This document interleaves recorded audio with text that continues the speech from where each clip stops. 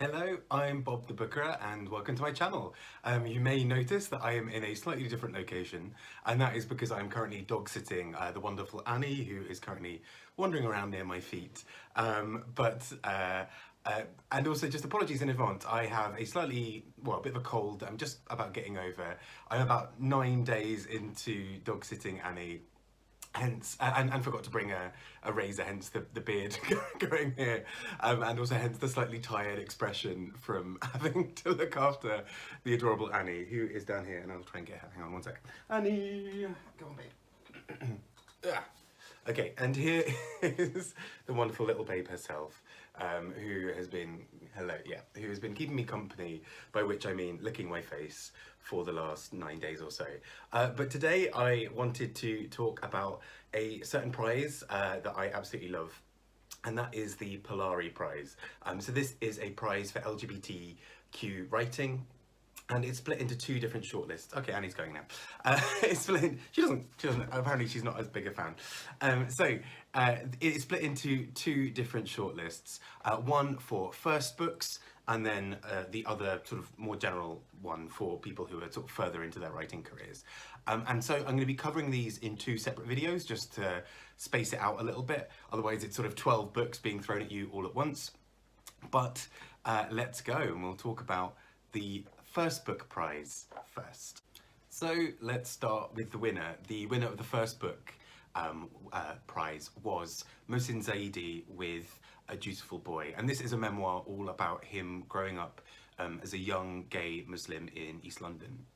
And it's a really beautiful and interesting memoir. Memoirs sort of often I can be a bit hit or miss on, and this one I did really enjoy. I thought it spoke really beautifully about, you know, the kind of the tensions he found with various parts of his identity. So the fact that his family were quite conservative in their religious beliefs, particularly when it came to homosexuality, that sort of gay friends of his, or kind of LGBTQ plus friends of his, would see his faith as something outdated or kind of incompatible with his sexuality, and then all these other kind of complicated elements added to it. So he's there in this sort of part of East London, doesn't really necessarily know too much about the wider world as such, and then goes to Oxford for uni, and there's this whole tension again there of him really feeling like an outsider, because any group he's part of, instantly there's something that's a little bit off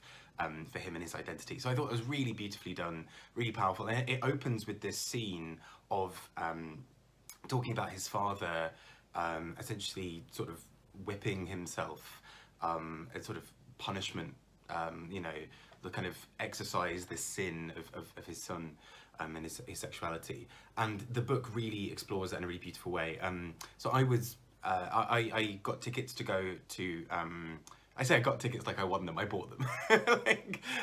I got tickets to go and see the prize ceremony for the Polari Prize, hosted at the South Bank Centre in London, and I went with the wonderful Larry over at Larry Has Opinions, and it was just really beautiful to watch Mohsin Zaidi win, because he was so emotional about it. You know, he stood up to go and speak, to kind of give his sort of winner's speech, and just sort of cried because it sort of meant so much to him. It was one of the sort of first sort of prizes to sort of recognise his work and to sort of bring him along kind of in sort of early sort of festivals and things like that. So there we go, there's Annie. Hi Annie.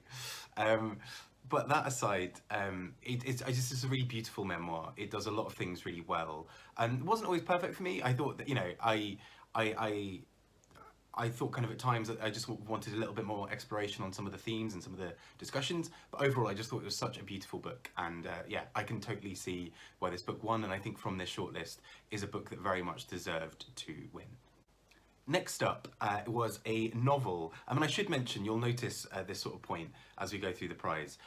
This prize makes no real differentiation between novels and poetry and plays and whatever else. Any kind of form is accepted. and therefore you'll see a memoir against poetry, against novels, against everything else. And so this next one is a novel. It's Swimming in the Dark by Tomasz Jedrowski. And this book I read quite a while ago, so sort of trying to sort of desperately remember some elements in it. I've kind of gone back and sort of tried to remember some details. But this is a really beautiful story that looks at this sort of blossoming relationship between these two men, and particularly this kind of understated, unspoken sort of thing around sexuality. It reminded me a lot of a novel by Damien Barr, actually. And what I thought was really clever about the way this book does it is it really captured what is a big part of the queer experience for so many people, that, and particularly as sort of young people, of desperately trying to find out someone else's identity, but not really feeling able to say anything about yourself, either because you don't have the vocabulary for it, or because to do so puts you in an incredibly vulnerable position. You know, if you say who you are, somebody can call you on it. And I thought this book does that really cleverly in terms of these characters sort of trying to be really open about their identities and really struggling in the process. And it's really beautifully done. The language is really rich and sort of really sort of tugs along as you go. I thought it was really well handled. And it's also great because it's a novel that I read a while ago, pretty much not long after it came out, and had not necessarily forgotten, but hadn't really thought too much about. And it's really nice that a prize like this, particularly I think the way the Polari does it often means that it's celebrating books from the year before, and so you get this really nice callback to books that you may have forgotten and particularly may have missed at the time. And here is Annie with her expert opinion. But really gorgeous to see this book on the list, and really great that it was also championed. Next up is Charred, a collection of poetry by Andreena, Leanne. And this is a poetry collection that looks a lot at the writer's own sort of relationship with trauma, relationship with her sexuality, and kind of intersections with sexuality and race and a few other things. And I will say, overall, this didn't really work for me. I thought there were some poems in this collection that I thought were really well done in terms of talking about trauma, in terms of talking about abuse, and you know, they're really heartfelt and really profound. I did find that there were some other poems in this collection where I just really needed it to investigate language a little bit more. I think one of my favourite things about poems and poetry in general is the way that it can use either language that you don't see in day-to-day life and therefore kind of really gives you this sort of sumptuous experience, or it takes the language of day-to-day life and subverts it or does something kind of new and interesting with it. And a really good example for me of that is Caleb Femi's Poor, which takes a lot of kind of slang and uses it alongside sort of other parts of speech and sort of poetic language to kind of really bring out these sort of tensions between them. With this collection, I didn't necessarily get a lot of that. There were sort of some poems where I found some of the lines a bit kind of cliched or a bit that kind of didn't really work for me. But at the same time, I do wonder if this is a collection where if it's read out loud, it has slightly more resonance. Maybe it's sort of the fact that I'm physically reading it. But yeah, it didn't work for me, unfortunately. But yeah, I mean, I think it's also, you know, it's a collection that you can see means a lot to the author. It's, you know, it's really deeply personal. The idea of the title Charred is that, you know, a piece of wood, if it's been burnt, on the outside will look kind of really charred, and you might think that it's weak and brittle and sort of gone, but in fact it's sort of still strong, it's still kind of together, and you know, the kind of core part of it is still there. So that's, you know, a really beautiful message. But I just, yeah, for me the poems never really connected, and yeah, I found that a bit difficult at times. But you know, really good for an author, particularly from, I think if I'm right, from a small independent press, to be on a shortlist like this and therefore get a little bit more attention and sort of people engaging with her work. Next up was Forced Out by Kevin Maxwell. And I listened to this as an audiobook, which I think was actually a really good experience for this as well. Not read by the author, but some really good things that go on in it. And essentially this is the story of a black gay man from Liverpool who enters into the police force, and he, you know, we get this really lengthy sort of passage at the beginning, which is really good for setting up the rest of the kind of the narrative of this, of really learning about just how good and professional a police officer he was. He was sort of exemplary. He was often invited to sort of be a leader on new projects. He was always keen to take on more. And then as this story goes on, basically the institutional racism and homophobia, and to some degree classism as well, that comes into his sort of work, makes it really difficult for him to continue. And we sort of see, particularly early on, he tries challenging this in the kind of the respectable way of, polite conversations and sort of trying to do things very much by the book and everything like that. And nothing changes. And the more he raises it, the more he is seen as a troublemaker and is then treated like one. And this is a really relevant conversation because this happens with so many sort of struggles for equality, where sort of arguing for what is needed or sharing experiences is seen as sort of troublesome and just creating drama for no reason. And actually what's so beautiful about the way this book does it is we start seeing just how institutionalized some of those prejudices are. So even in scenarios where it's clear that it was only one or two people who were doing certain actions, the reaction of the police force does not meet that. And then where it's a deep-rooted institutional problem, that's still not addressed. And so eventually we get into this sort of the latter half of the book, where Kevin Maxwell is going through absolute hell. He is going through court cases, he is sort of going through various sort of tribunals and all of these sorts of things. And it really just starts tearing away at his mental health. Because he's gone from someone who's performing incredibly well, but kind of hiding a large part of himself in terms of his sexuality, and sort of holding his tongue on quite a few things as well, to being someone where he and his partner are shown in national newspapers, and there are kind of scandals sort of put around them that kind of paint him very homophobically as some sort of troublemaker and some kind of deviant and miscreant. And then it goes further and further, and then you basically it's really visceral, actually, this book, that you see just how exhausted he is, just how unable he is almost to fight any longer. He can't really turn up for certain court dates. His well-being is being really compromised because, one of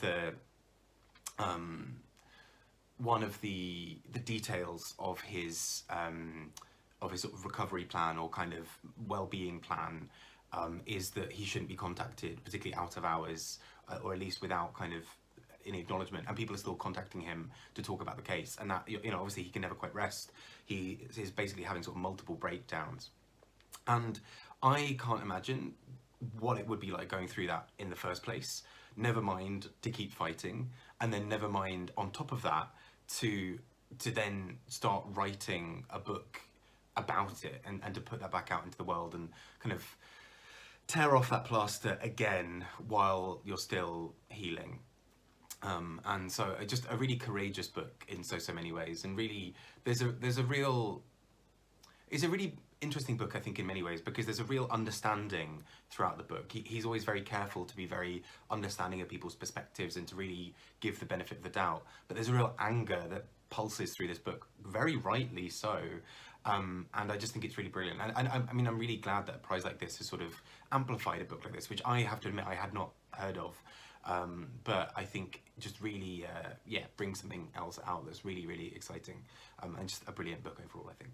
And the next two are probably two of the better known books on this list, I think, actually. The first of which is Paul Mendez's Rainbow Milk. So this is a book, I really enjoyed this.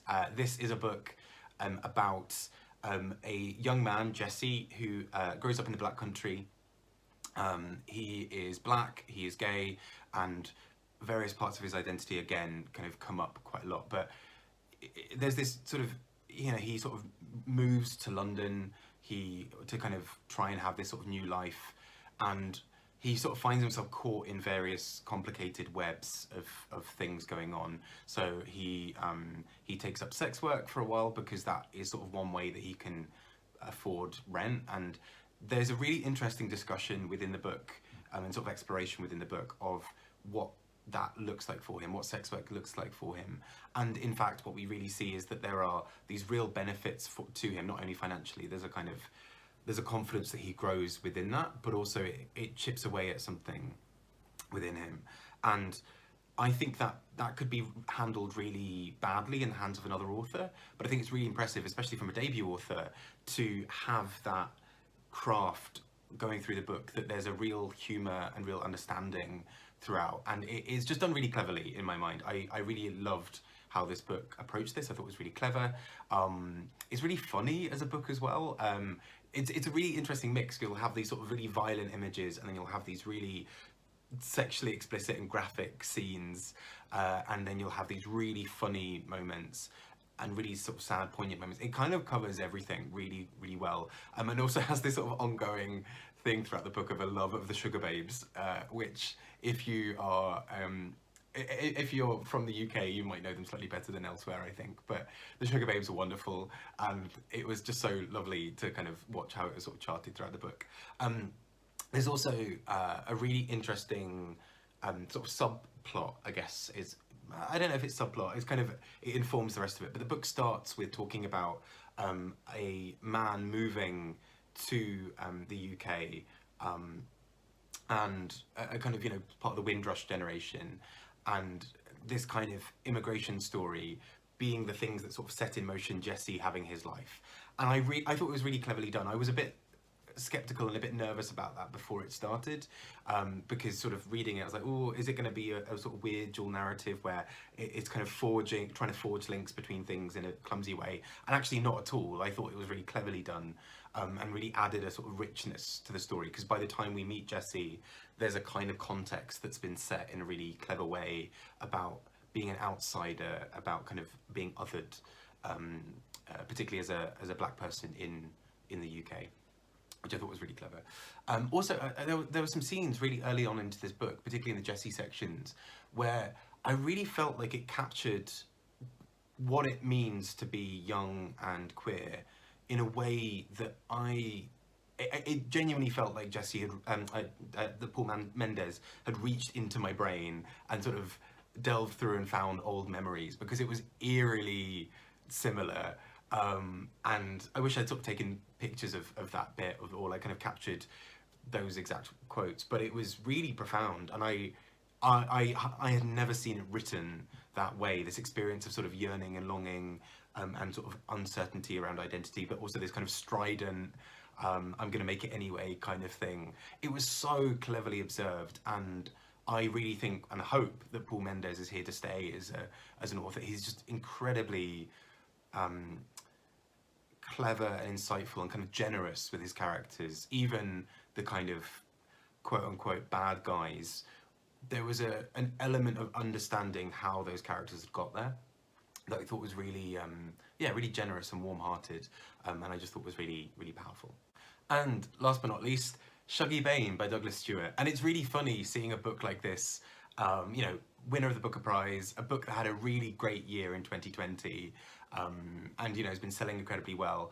It's also really fun to kind of see it in this context as part of an LGBTQ plus prize, because actually, you know, the queer themes in Chuggy Bane are so brilliantly done. I mean, the book almost doesn't need very much explanation, I think, just because it's been spoken about a lot, but essentially young boy growing up in Glasgow, a sort of working class area, and he's kind of got this tension between his mother, who is an alcoholic and is really sort of struggling, and his sort of father, who is quite distant, somewhat abusive, and then kind of Agnes, the mother, constantly sort of cycling between these really terrible men, who often take advantage of her, but she can't afford not to. And there's this real tragedy and beauty to her character.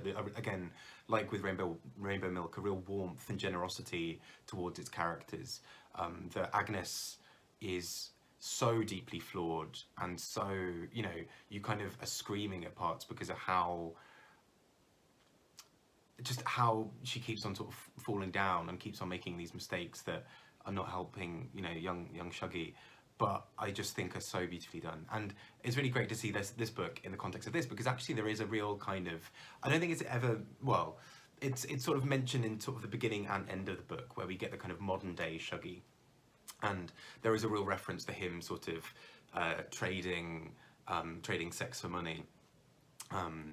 And there's also, you know, throughout the book, there's a kind of sensibility, like a queer sensibility and a kind of sensitivity to Shuggie that has, you know, I think feels very, very kind of queer in that sense. But it's interesting because the book isn't really ever explicit about that in the way that maybe some of the other books on this list are. And so I think it's actually really interesting to see a book like Shuggie being viewed through that lens of sort of looking at Shuggie as a book that has kind of LGBTQ plus elements and speaks to that experience as well. So I thought it was really, really brilliant. And, you know, sort of on a sort of taking it, sort of stripping it down in terms of novels I enjoyed the most, Shuggie is up there, I think, on this list. I think Chuggy Bane's probably the book I enjoyed the most from this whole list. But, I mean, what a fantastic shortlist. And I think if you know, I think A Dutiful Boy by Mohsin Zaidi, the winner, is a very worthy winner. I think it's a brilliant book. I think it really speaks to some experiences that we don't get shared quite as often. There's this really poignant scene later where his parents are trying to sort of cure him of his sexuality, and it's handled really deftly and cleverly throughout the book, and I thought it was really, really well handled. And again, an experience that we don't often get sort of shared. That's a perspective that we don't often see quite as much in our books. And if that wasn't to win, I probably would have had Rainbow Milk as my personal winner. I think it's just such a brilliant book, so clever, really well observed, and I can't believe it took me so long to actually read it. I bought the hardback of Rainbow Milk, I think pretty much the day it came out, and then like it's just been sat on my shelf for ages. So I'm glad this prize actually finally made me read it and fall in love with what is such a brilliant book. And I should also say it was given a kind of commendation. Rainbow Milk was. So essentially was not necessarily, the runner-up sounds like the wrong word, but it's kind of was very highly praised by the judges and was a close call. And I think would have also been an incredibly worthy winner. Anyway, so those are the first books. I hope you've really enjoyed these. I'd really love to hear which of these are books that you've read and enjoyed, any that you're really wanting to check out. I hope that I hope that you kind of check out the shortlist more generally and keep an eye on this prize. It's a really interesting prize. It brings out really interesting books to people's attention. And there will be a follow-up video where I will be talking about the second shortlist from this prize, which is all about writers not writing for the first time, so non-debut authors. There is a better, they just call it the Polari Prize. I am overcomplicating this by calling it the first non-book, non-debut, extravaganza, bonanza, brown thing. But there we go. That's been part one, and I'm going to talk about the second shortlist in part two.